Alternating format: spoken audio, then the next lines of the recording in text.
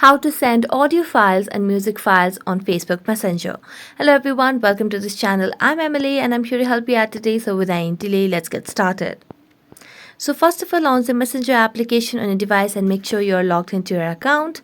And as you're logged into your account, select on any profile or the chat that you'd want to send the audio files and music files to. Here at the bottom, you can see 4 different options from voice to gallery to camera to plus icon. So as you select on this plus icon, you can see you can attach files, play games or locations.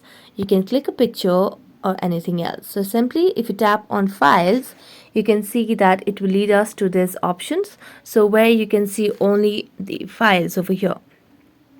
You'll not have the access to send audio files or music files. So what we can do over here is you can simply tap on this voice icon.